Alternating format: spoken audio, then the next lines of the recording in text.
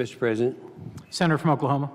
First of all, I agree with the comments of the senator from Nebraska, and I have to say that I was a little disturbed. I've heard a couple of reports. One was in a news conference on November 6th, and one on the 19th, only that's yesterday, I guess, that the Senator Gillibrand was saying that I was objecting to her amendment. Yes, I oppose her amendment, but not to the extent that I would hold back the bill. My gosh, there's no one on the floor of this United States Senate who's been working harder to get this bill in, other than no two people more than the chairman and me. And so I want to make sure that people understand that. Now, in terms of the alternative, I've been watching it very closely, and my strongest possible support is for that amendment 2170 by Ayotte and McCaskill that provides additional enhancements to the historic enhancements of the sexual assault prevention and response activities in our military. I commend my two colleagues of the Armed Services Committee, both of them are on the Armed Services, for their tireless efforts in their leadership, and urge all senators to join me in supporting this amendment. Now, it doesn't mean that if you're opposed to the Gillibrand amendment that you're not wanting change. Well, yes, we do. This is major change. It adds the senior trial counsel to the officers who make recommendations on whether to proceed to trial. And if the convening authority decides not to proceed, results in the case being referred to the service secretary. It adds duties for the Special Victims Counsel to inform victims of options for military and civilian prosecution of sexual offenses. It gives them a voice. They can express a preference. It requires commanders to give weight to that preference and to notify the victim if the civilians decline prosecution. These are changes. These are changes in the current system that are coming with the amendment by Ayotte and McCaskill.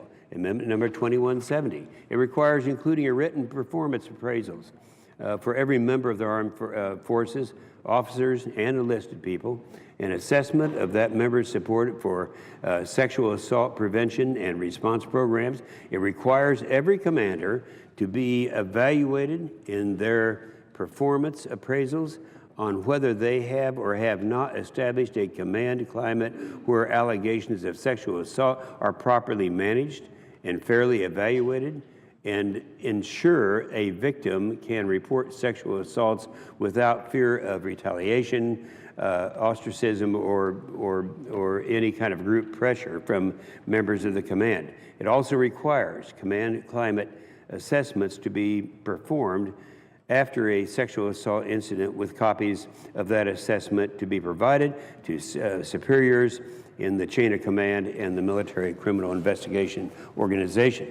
And it creates, finally, a process through the boards for correction of military records, for confidential review, for discharges, for individuals who were victims of sexual offenses, to require consideration of psychological and physical aspects of the victim's experience that may have had a bearing on the separation. So I just want to say this is a major change.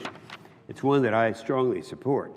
And I just would give the senator from New York the benefit of the doubt that she did not mean what some people interpreted as to I would hold up a bill in opposing her amendment. I certainly would not do that, but I am for reforms, and we have a great opportunity that is bipartisan to do that and accomplish that very thing that we should have accomplished many years ago. Is there any more time? Oh, didn't know you were here.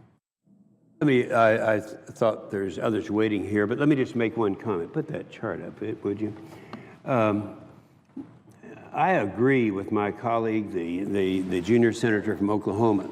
I know that he has worked tirelessly in trying to do something to stop waste in the Pentagon, and quite frankly, I think it's there's some there. But I just want to show this chart. This chart shows the devastation of sequestration. And what it shows is the bottom line these are the efficiencies. This is what he's talking about. Now, I want you to see this because this goes from fiscal year 14 all the way to 23. And if you take the sequestration as it is right now, without any adjustments. Now, Senator Sessions, Senator McCain, and I have tried to make adjustments in there so that there are greater cuts back here and not so many in the first 2 years. The orange, and that's where almost everything comes out from, that's readiness. That's readiness. That's what we need to support our fighters in the field to save lives. Now, the green is modernization. That's not affected by these inefficiencies that we're talking about. The force structure, that's a major cost item.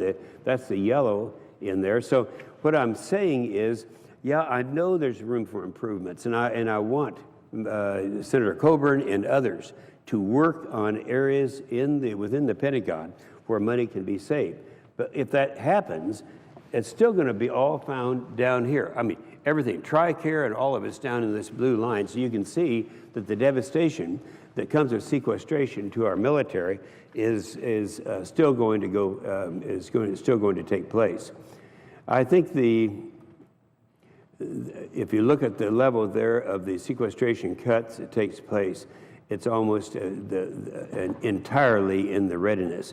Readiness is a term that we've used for a long time, and that's our ability to save lives. That's our ability to train and equip our men and women in harm's way. And we have testimonial right now I want to share with my good friend in the chair who was there and heard it from all 4 services talking about how much more risk is involved if we have to go through sequestration. And risk equals lives. And so I just think that I agree with those who want to do all they can through efficiencies. I'm for them. I will do all I can to help them. But that doesn't solve the problem. The problem is immediate. It's today. And I still believe that should be something we could do to stop draconian cuts in our readiness and our force structure accounts that would come with sequestration. It wouldn't do me any good to read all the quotes that we have from the various individuals, but I can assure you the chair and anyone who's sat through any of our armed services hearings have heard all 4 of the chiefs talk about how devastating this will be if we're not able to correct it to some level. With that, I'll yield the floor.